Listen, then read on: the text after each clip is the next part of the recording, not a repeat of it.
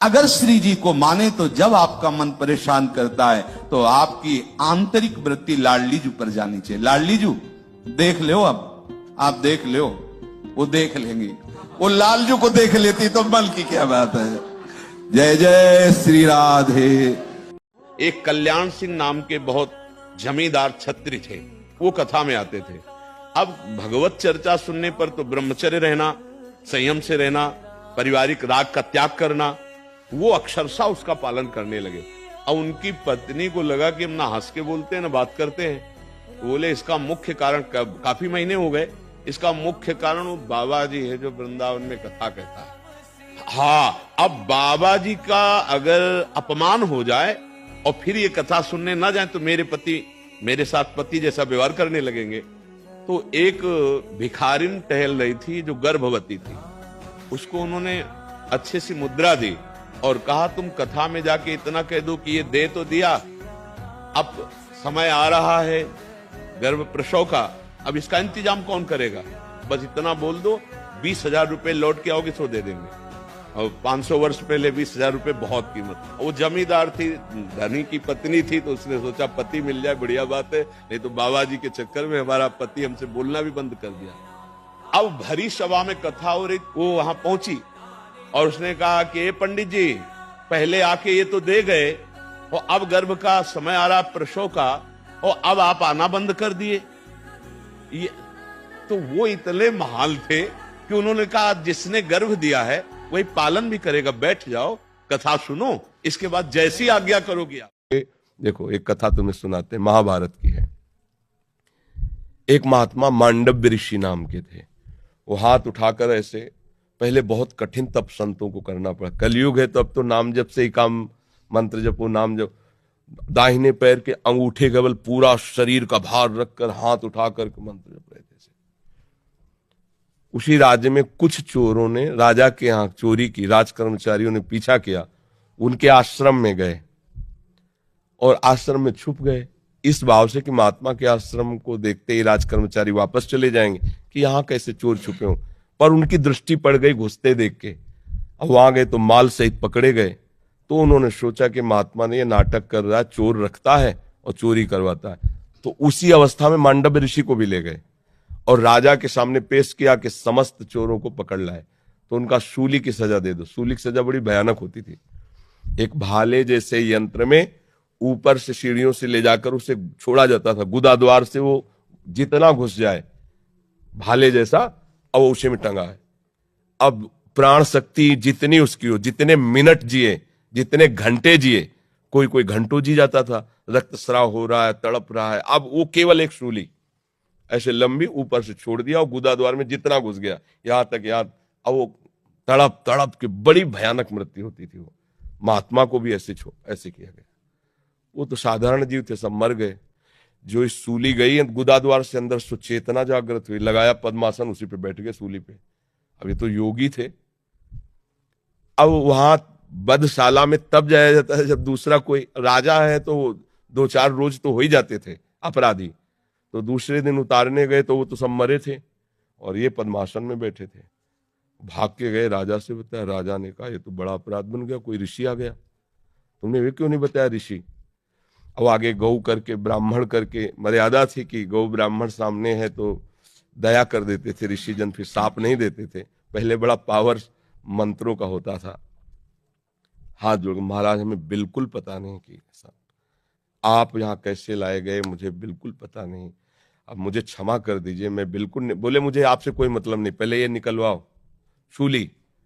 लाख कोशिश की गई, सूली निकली नहीं, तो उनका काट दो, तो ऐसे काट दिया गया, सूली काट दी गई।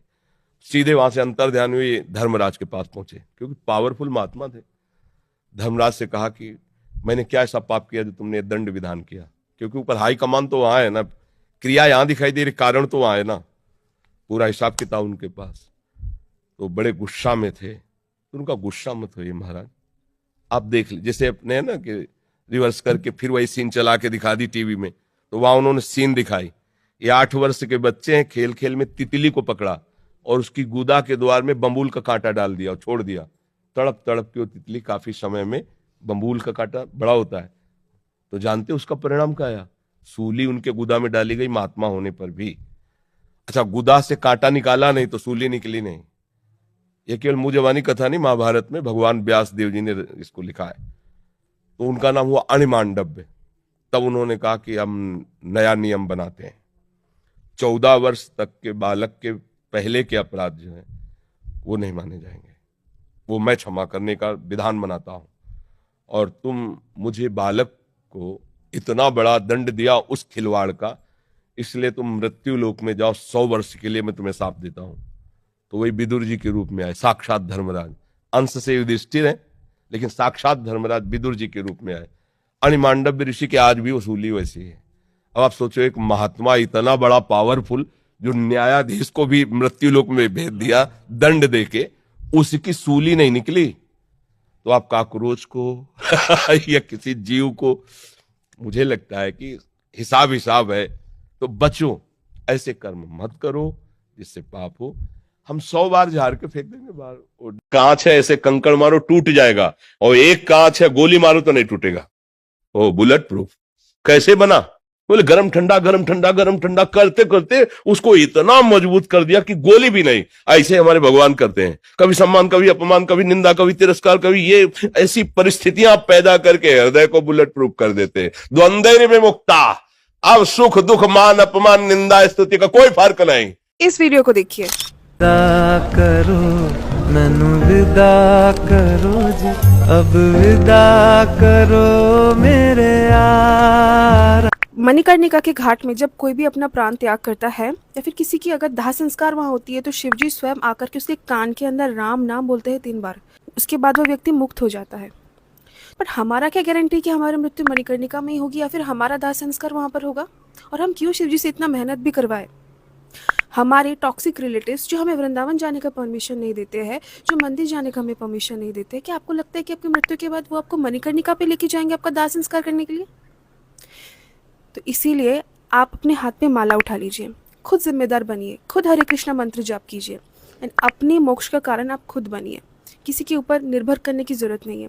इतना जाप करो, इतना हरिनाम करो कि यही आपका अगला जन्म हो, और इसके बाद ही आप बिल्कुल ये जन्म मृत्यु के जो चक्कर है इसको काट करके आप भगवत धाम चले जाओ।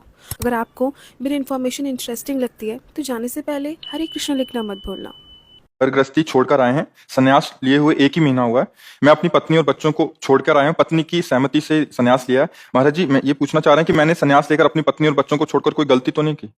ऐसा लग रहा है क्या तुम? मेरे को तो कुछ नहीं लग रहा है। नहीं, बच्चे तुम्हारी पत्नी को सुख पहुंचाते हुए उनका पालन पोषण करेंगे? मेरे को कुछ है, मैं तो कुछ नहीं कर सकता, वो बेटे। नहीं, मैं ये कह रहा हूं कि अपनी पत्नी को अपने बच्चों को सौंप के आए हो, बच्चे उनकी सेवा करेंगे, उनकी आपके प्रति अनुमति कि आप जाओ और संन्यास ले लो। मैं उनसे मत लेके आया हूँ, है? लेके आया हूँ उनसे। अब आप उनका चिंतन छोड़ दीजिए और उनका प्रश्न छोड़ दीजिए। नया जन्म हुआ, मनुष्य संन्यास लिया, अच्छा है, शास्त्र सम्मत है। चौथी अवस्था में ऐसा है कि यदि पत्नी साथ चले तो उसको, यदि वो नहीं चलना चाहती तो उससे अनुमति लेकर उसकी व्यवस्था करके भगवान के मार्ग में जाया जा सकता है। तो अब आप आ गए हैं, पर है बड़ा कठिन, क्योंकि मोह का त्याग करना बहुत कठिन है। बाहर से वेश परिवर्तन कर लेना सहज है, पर मोह, अंदर से मोह का त्याग करना बहुत कठिन। मोह मूल बहुशूल प्रद, त्यागो तम अभिमान, भजहु राम रघुनायक कृपा सिंधु भगवान। जब तक मोह है, मोह गए बिनु राम पद होई न दृढ़ अनुराग। अंदर ही अंदर खोखला करता जाएगा आपको यदि भजन में मन नहीं लगाओगे। मोह का एकांत में रोना आएगा, पत्नी की याद करके, बच्चों की, भले वो चाहे पीटे हों, लेकिन बच्चों की याद करके, बच्ची की याद करके। ये वैराग्य बहुत कठिन है। अंदर से संभाल लो, नाम जप करो तो समझ जाओगे। नहीं, महीना 2 महीना 4 महीना में उनको देखने की इच्छा होगी, फोन से बात करने की इच्छा होगी, मिलने की इच्छा होगी, सब किया करा मिट्टी हो जाएगा।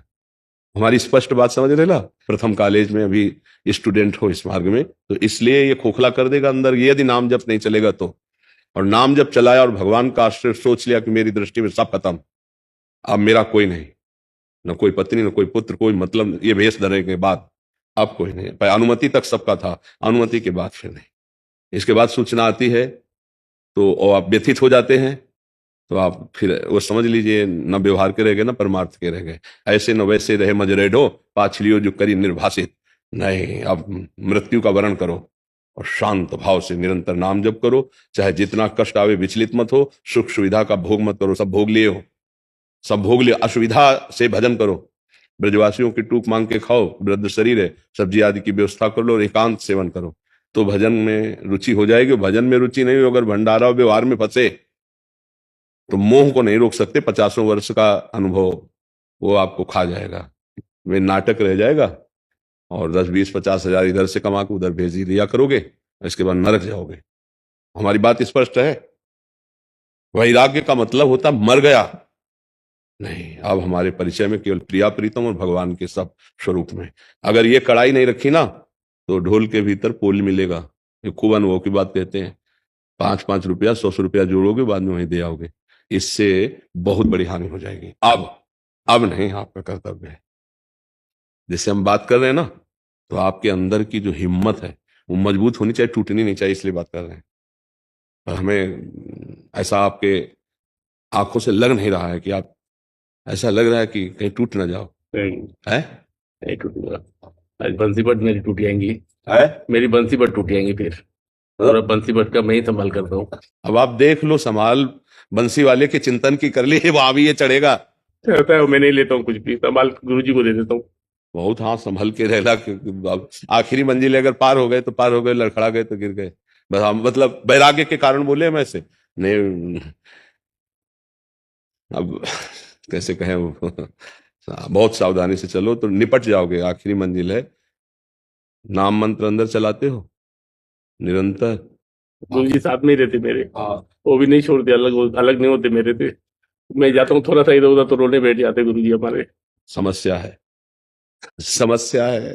अब कैसे है? अब बस अंदर से देखते रहो गुरु जी का स्वरूप क्या है, ये समझना बड़ा कठिन है। हमारी बात को शायद अभी थोड़ा सा इधर थोड़ा सा निकल जाता हूँ, गुरुजी के आंसू निकल जाते। चलो, भगवान की कृपा है, गुरु प्रेम है, पर चलो नाम जप करो, नाम जप करो और भगवत विस्मरण ना होने पाए, आगे बढ़ो, ठीक है ना। हाँ, गुरु निरपेक्ष और चेला आसक्त, उल्टा है यहाँ।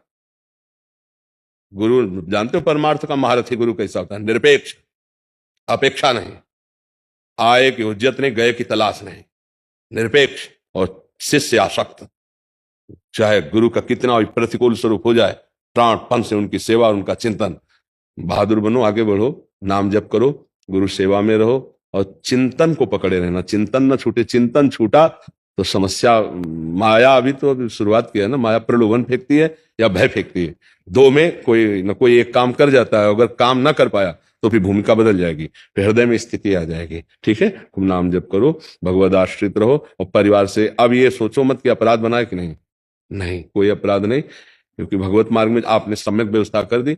अब पैसा मत भेजना, बाबागिरी को पैसा मत भेजना, नहीं तो दुर्गति हो जाएगी। ये जो बाबागिरी का पैसा अपने घर भेजते हैं ना, हाँ, बहुत बहुत बुरा घर का हाल भी होता है और बहुत बुरा उस संत का भी हाल होता है। क्योंकि ये जो दूसरे को द्वारा दिया हुआ है, ये साधु सेवा या गौ सेवा या भगवत सेवा के लिए, वो वहीं लगना चाहिए। अगर कहीं उसका दुरुपयोग हुआ तो हराम का नहीं है, खा जाएगा, ये बुद्धि भ्रष्ट कर देगा, गिरा देगा। 4 दिन में गुरुजी ने गादी दे दी, ये पैसे की। ये पैसे जितने भी आते मैं फटाफट अन्न लेके आता हूँ। इतने भक्त लोग आते, 500 600 खुद बना के खिलाता हूँ। ठीक है, वैसे सेवा करो और